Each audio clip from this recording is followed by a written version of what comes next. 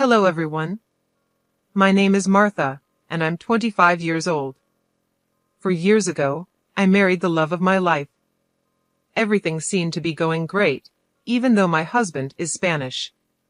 We didn't have many problems, except for the language barrier. To show my love, I decided to learn Spanish so I could communicate better with him and his family. That's how much I loved him. I was doing this in secret. David, my husband, and Julia, my mother-in-law, didn't know I was learning. Not only was I learning, but I also got pretty good at it. I knew that if I was in Spain, I could manage. You might be wondering, if I'm so good at Spanish, why doesn't my husband know? Well, I was a bit shy. It can be scary trying to speak a new language, especially with people you're close to. But I decided it was time to stop hiding. I needed to speak Spanish with both my husband and my mother-in-law. After all, I learned to make communication easier, right? Well, it's a good thing I didn't start speaking Spanish right away, because I found out some surprising information one day that led to a series of unfortunate events. Hello, Mama, how are you? Thank you for inviting me over this lovely Sunday afternoon. It was our pleasure, Mom. Hello, Mama. Hello, my daughter. How are you? Thank you so much for including me. Oh, hush. You know you're always wanted and welcome here. I brought some croissants and, how do you Americans say, bagels? Yes, bagels and croissants for our afternoon tea. Oh, how lovely. Thank you so much. Come and sit, Mama. The food will be ready soon. Did she prepare the food? No, I did most of the prep. Don't worry. Oh, thank God. Hearing this, I wondered what she meant by that, but I was too shy to ask. How strange. Julia always seemed to like my cooking. Why was she saying those things? At the time, I thought maybe she just wanted to eat food made by her son that day. Maybe she wanted to taste food that reminded her of old times. Then I heard her say, I hate her cooking. Why did you invite me here instead of taking me to a cafe so we could avoid her? Mom, we agreed to speak in English so Martha doesn't feel left out, remember? Oh, forgive me, my sweet daughter. I was just saying that the food looks so good. I was surprised to learn that my son made it. Oh, I wish it was you who made it. I love your cooking. At this point, I was confused. How could she say such awful things in Spanish and then lie to my face in English? I thought I might have misunderstood, but I had a plan to confirm what I heard. Oh, please don't worry. You should never feel ashamed to speak your native tongue. Go right ahead. I'll be fine. I wanted to catch what she was saying, so I planned to use the Google Translate app to record her and make sure I understood correctly. We all sat at the table, getting ready to eat, and what came next shocked me to the core. I want us to discuss our plan. The time is approaching. It's literally tomorrow. David, you have to be serious. The app, along with my Spanish knowledge, confirmed there was some plan going on, but I didn't know what it was. Mama, not now, I said. I would handle it. What are you going to tell her? Martha, darling, please pass me the sugar. She doesn't know anything about the plan. I was just going to tell her that I would be out of town. Out of town? What for? What was going on? I was so confused. I was constantly looking down at my phone to see what the app was translating. I think they assumed I wasn't paying attention and became less careful with their words, which was good for me as I was learning their true feelings. She's not too smart, look at her, glued to her phone. We can talk about this now. Okay, Mama, fine. What do you want to discuss? The plane is leaving at 2 p.m. Are you sure you'll be able to escape her then? Escape me? What for?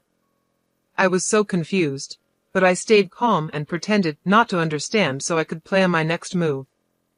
Yes, Mama, I know. I will do what needs to be done. I know how important this is. It is extremely important. If your great-uncle doesn't see us tomorrow, he will give the house to someone else, like your cousin or your aunt.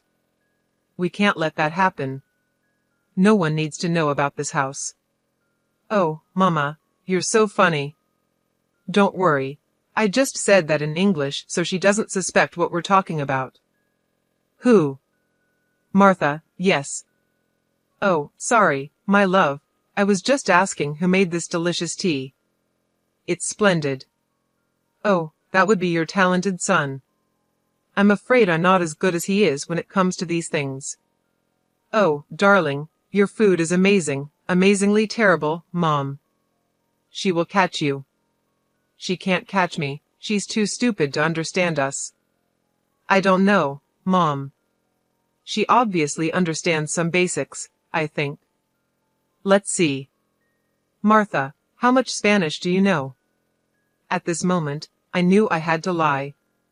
I said I didn't know much so they would keep exposing themselves, and I could keep learning their true colors. How I managed to stay calm while being insulted still amazes me. I guess I knew it was more important to handle this situation than to get emotional. Right then, I said, "Oh, I'm still very bad at Spanish. I only know the typical things like buen dia and como te llamas, but that's it." "Oh, that simply won't do, darling. You should learn some more Spanish." "Yes, ma'am, I will." "Well, it's a good thing for David and me, as we can gossip about you. I'm just, how do you say, kidding with you. Me Quinho. We would never do that to you. Are we doing it right now?" "Yes, which makes this extra funny." They laughed, and I kept using Google Translate. I also checked other apps, websites, and forums to see if what they were saying was correct. I got about 99% confirmation from these sources. Now that I knew they clearly didn't like me and were making fun of me, I had to gather as much information as possible, even though their insults were hurting me. The next thing I heard shattered my resolve. As I was saying, this house is extremely important. No one can know about this house, okay? We need to be the only ones knowing because we could make a lot of money. We can't lose this opportunity. I'm so glad we're doing this. It's a good thing we didn't tell my wife because I don't want to share the spoils. Me neither. Everything needs to go smoothly. Your great-uncle Peter said that whoever contacts him first about this issue will inherit the mansion. So we need to go there physically before anyone else and start working on remodeling and improving the house. I can't wait to have a house in New Hampshire. This is where I'll go to escape my wife and my life here in Mississippi. Sometimes I can't stand her, you know? You're still young, way too young to be married to someone like her. Come and live with me in New Hampshire. You can enjoy your youth with women and booze, have a good time, and then settle down when you're ready. Let's leave this place. Honestly, Mama, I think you're right. I couldn't believe what I was hearing. I felt tears welling up. Excuse me, what's wrong? Is everything okay? Yes, I just need to get something from the kitchen. I couldn't listen to them anymore. I needed to collect myself and not make a scene. How could they say those awful things with me right there in the room? Did they have no shame? I was so upset. I began pacing up and down the kitchen, and then I saw my mother-in-law's purse sitting on the counter. I decided to look inside and take her phone. Luckily, it was unlocked.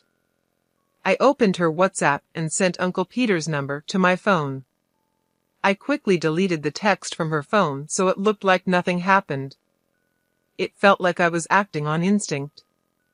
I didn't know why I did it, but I was glad because I was now planning to get back at them. I returned to the dining room where the conversation was still going on. So, tomorrow we leave for the vacation. I think it's well deserved because of all the hard work we've been doing. I second that. We deserve this break. Is everything okay?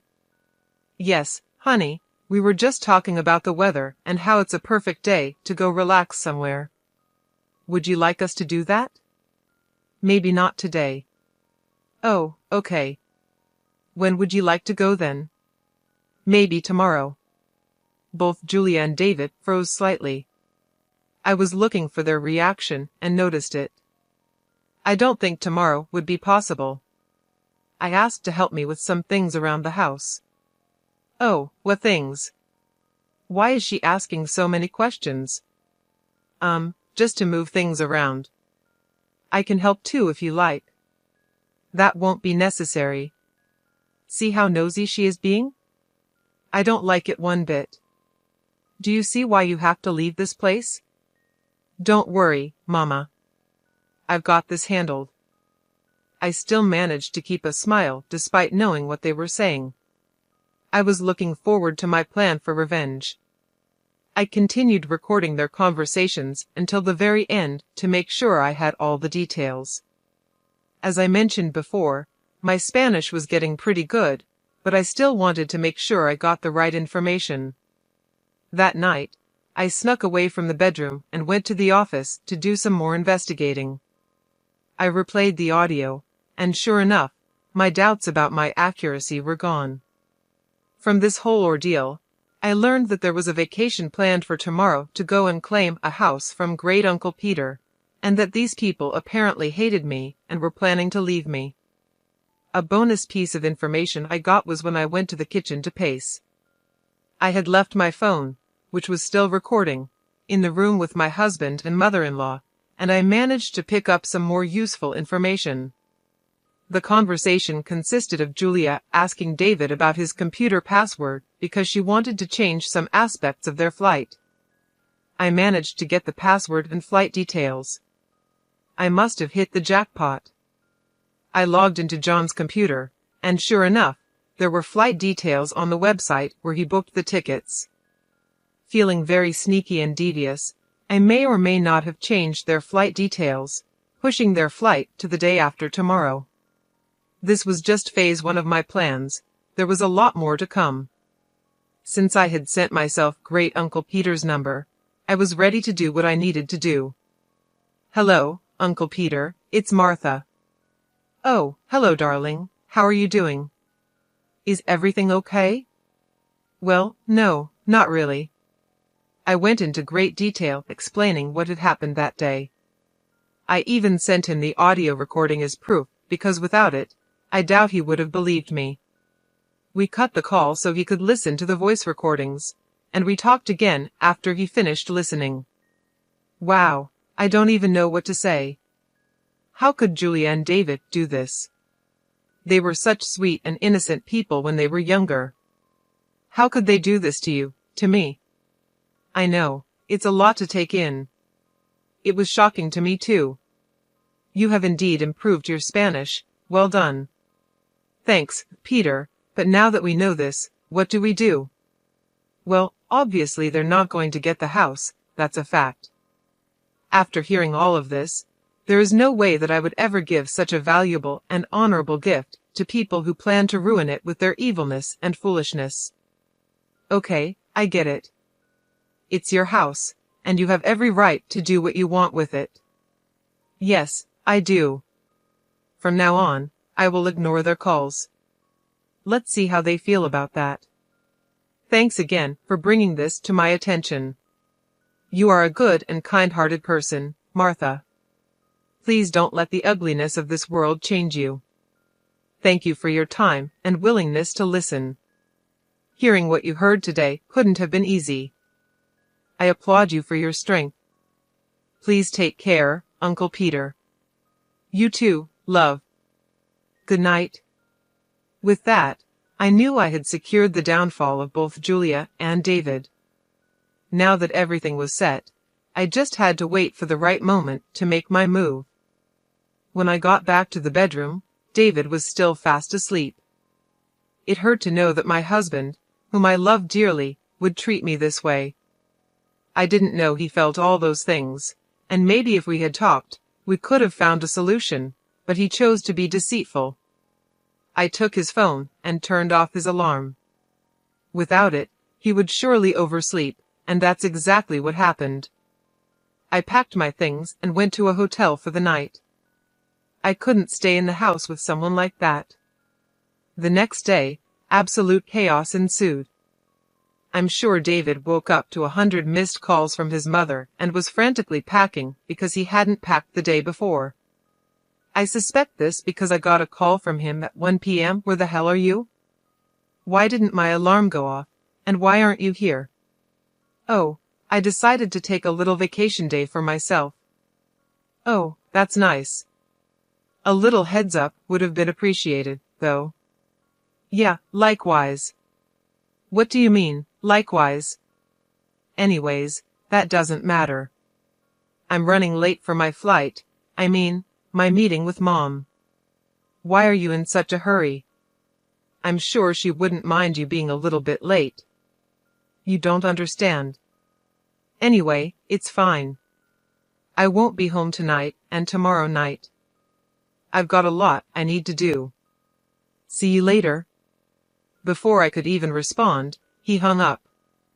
I'm pretty sure he was so overwhelmed that he didn't even check the proper details of his ticket, which I had changed to the next day. Through the Find My iPhone app, I saw that he made his way to the airport. Imagine waking up, rushing out of the house with only minutes to spare to make it to your flight, just to find out that it had been cancelled. I'm sure he was moving like a madman up and down that airport. I could almost see him frantically checking his phone, realizing the flight details were wrong. Suddenly, I received a call from Julia. What have you done? What do you mean, Julia? Drop the act. I know you tampered with our flight. If by tamper you mean change the date, then yes, that's exactly what I did. Why would you do that? I was trying to help you guys out. Didn't you say you wanted John's help with moving some stuff around? I noticed that you had the flight booked for today, the same day John was supposed to help you, so I decided to change some things. You're welcome. David, come and talk to your wife before I reach through the phone and strangle her. David grabbed the phone. Listen here, Martha. I don't know what you've done, but whatever it is, stop it right now. Uncle Peter still isn't answering his phone. Try again, Julia said, her voice shaking with frustration. He isn't answering his phone because he doesn't want to speak with you, I replied calmly. You can understand us? David asked, sounding shocked. Every last word. But how? I've been practicing, I said, feeling a strange mix of satisfaction and sadness. I've been learning Spanish so I could communicate better with you and your mom, but now I see it also helped me uncover your plans. David's face went pale. You knew all along? Yes, I heard everything. Your plans to leave me, to claim the house without me knowing. I heard it all. David and Julia were silent. I could hear their heavy breathing over the phone, the shock and fear evident in their silence. So, what now? David finally asked. Now, you deal with the consequences of your actions, I said. I already spoke to Uncle Peter. He knows everything. You won't be getting that house. But, Martha, you don't understand, David pleaded. We had no choice. We needed that house. You had a choice, I said firmly. You could have been honest with me. Instead, you chose to deceive me. Now, you have to live with the consequences. There was another long silence. Then Julia spoke, her voice trembling. Martha, we're sorry. We didn't mean for it to go this far. It's too late for apologies, I replied. You made your bed, now you have to lie in it. I hung up the phone and took a deep breath. It was done. I had exposed their plans and ensured they wouldn't get the house. I felt a sense of relief, but also a deep sadness. The man I loved, the family I thought I was a part of, had betrayed me. But I knew I had to move on. I packed my things and checked out of the hotel. I decided to stay with a friend for a while until I figured out my next steps. As I walked out of the hotel, I felt a mix of emotions: anger, sadness, relief, but most of all, a sense of empowerment. I had stood up for myself and taken control of the situation. And now, I was ready to start a new chapter in my life, free from deceit and betrayal. I told you, Mama. I told you she might hear us. So, that means yesterday, you heard everything? Yep. Here's what's going to happen. I'm going to divorce your good-for-nothing son and leave you two to deal with each other. How blessed. Stay. Oh, and next time you want to talk about someone with them right there in the room, make sure they don't understand what you're saying. Have a nice life. I hung up before they could respond. I was done with their nonsense. Later that day, I got a call from Uncle Peter. Hello, dear. How are you? I'm a bit upset.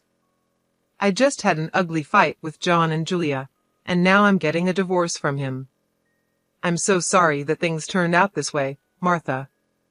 It's part of life, I guess. How are things on your end? Well, I finally spoke to them and gave them a piece of my mind. They are not happy. What did you say to them? I told John that he's an idiot for treating you the way he did. He did, and told Julia that she's evil for roping her son into her schemes. I also told them that I have given you the house. You what? Yes, dear, the mansion is yours. Even if you get a divorce from John, it's all yours, and you can share it with whomever you please. I don't know what to say, Peter. It's too much. I wanted this house to go to someone kind and compassionate, but also tough and strong when needed. That's exactly who you are. A house is the least I could do after all the stress and turmoil those two put you through. The house is yours. Take it. After that call, I felt a strange mix of emotions. I had managed to distance myself from two toxic people, and on top of that, I had been gifted a multi-million-dollar mansion. It felt surreal, like something out of a movie, but it was real and it was happening to me. The next few days were a whirlwind. I moved my belongings into the mansion and started to make it my own. Every room, every corner, became a testament to my resilience and strength. I decorated the house with a sense of newfound freedom and pride. I was no longer bound by the deceit and betrayal of David and Julia.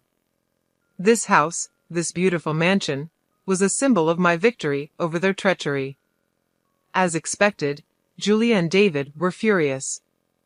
They sent me constant threats, trying to intimidate me into giving up the house, but I stood my ground. Each time they sent a threat, I responded with a picture of a different part of the house, reminding them that it was mine, not theirs. I wanted them to see what they had lost, to feel the sting of their own actions. Revenge never felt so sweet. One evening, as I was sitting in the grand living room, surrounded by the opulence of the mansion, I reflected on everything that had happened. I thought about how much I had loved David, how I tried to learn Spanish to communicate better with him and his family. I remembered the hurtful things they had said about me, their plans to leave me out of their lives. It had been a painful journey, but I had come out stronger on the other side. I received another call from Uncle Peter. Martha, I just wanted to check in and see how you're doing. I'm doing well, Peter. Thank you for everything. The house is beautiful. I'm glad you like it. You deserve it after everything you've been through. I appreciate that. It means a lot to me, you know. Martha, I've been thinking, maybe you should consider staying in Spain for a while. You could use a change of scenery, and it might help you heal. That's a good idea, Peter. I think I will. Thank you for the suggestion. As I hung up the phone, I felt a sense of peace wash over me. The future was uncertain, but I knew I had the strength to face whatever came my way. I had overcome betrayal and heartbreak, and I had emerged victorious. This mansion was not just a house. It was a symbol of my resilience, my strength, and my ability to overcome any obstacle. In the end, I realized that the best revenge was living well. I had a beautiful home, a supportive family in Uncle Peter, and a bright future ahead of me. Julia and David could stew in their own bitterness and regret, but I was moving forward with my life,